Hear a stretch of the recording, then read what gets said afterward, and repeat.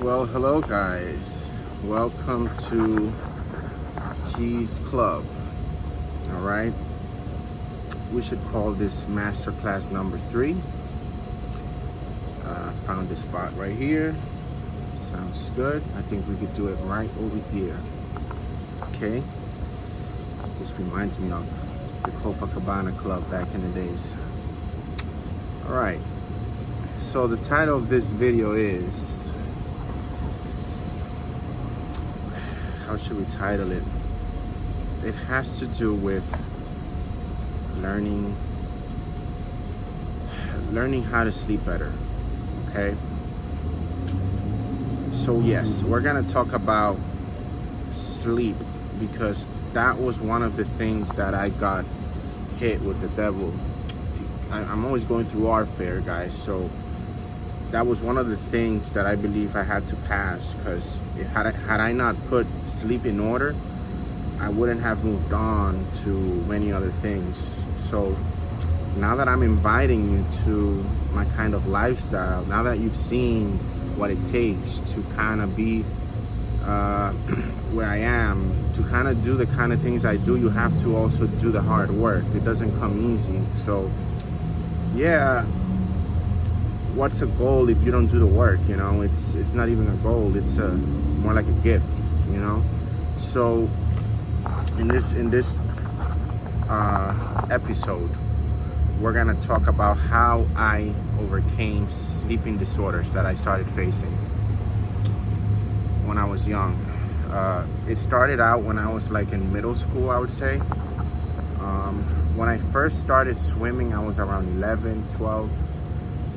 I started doing it in the summer camps, and I learned that I was pretty fast, and I was beating a lot of the older kids, like at least 2-3 years older, and I was like, wow, that's pretty good.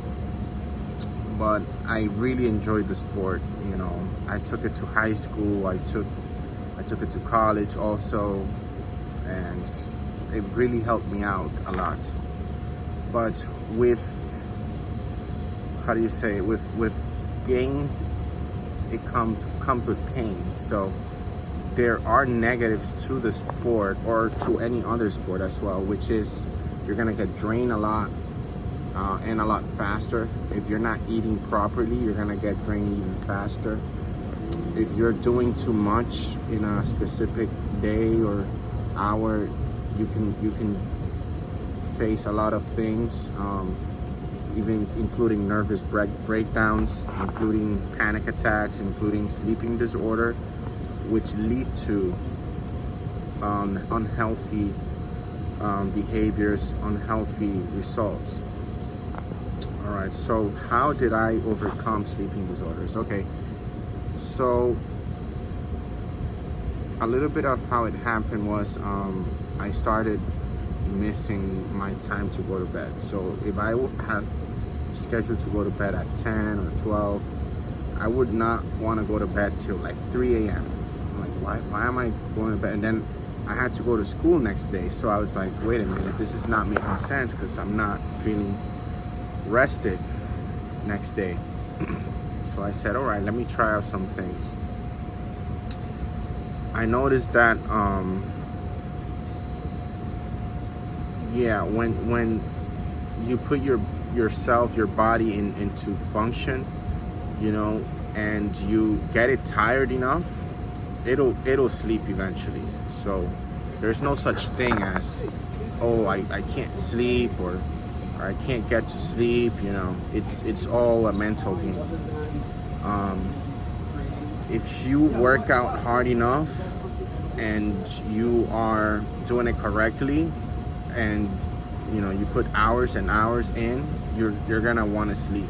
Okay. So then I started doing more exercising, more walks. I started doing more running and more swimming. So when it came to swimming, I noticed, whoa, when I did the longer workouts, I would go to sleep right away, like 1, 2, 3. So I started doing that. You know what? If I'm feeling too awake or something, let's just rush into the pool and burn some calories, you know. If you don't have a pool available, run into the track and field, you know. If you don't have that, then find some street, do some runs. If you feel tired while you're, you know, drink something like some nice Gatorade, some energy drink, you know, and then try to run that way, or eat something light, and try to burn some calorie, you know. Once you do that, and if it's a little too much, do it in steps, you know, maybe 1 block, then 2 blocks, 3, so on. And then you're gonna notice that your body's gonna wanna sleep more, your body's gonna wanna eat more, you're gonna be more active overall. And then you're gonna sleep at the time that you set yourself to sleep.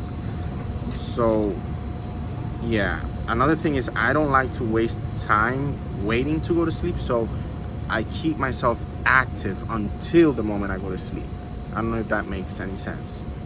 So if I'm at the point where I'm almost closing my eyes, but I'm not there yet, it's a good practice to keep yourself active. Maybe do some reading, maybe do some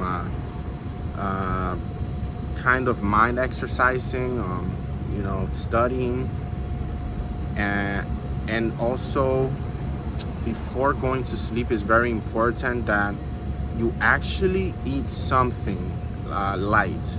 It's not good to go to bed on an empty stomach, because I notice I get warfare while I'm sleeping, so I could wake up very drained sometimes. So I notice if I have had some nice protein or fruits, milk is really good.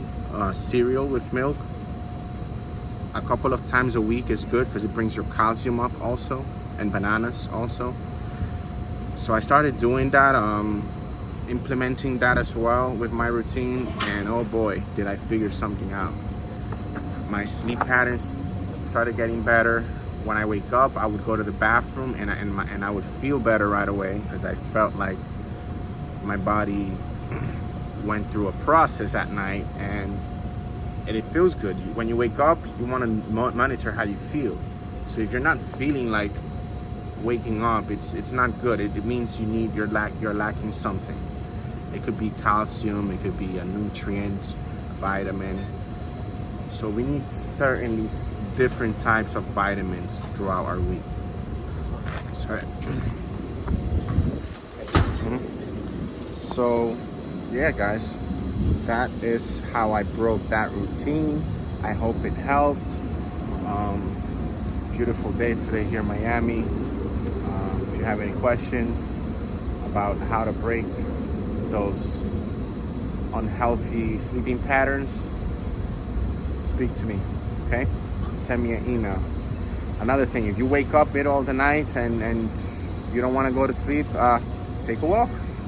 I've taken walks middle of the nights, and it works, because you wanna burn that time. You don't want to just waste it. All right. So that's the message. Do not waste time trying to go to sleep.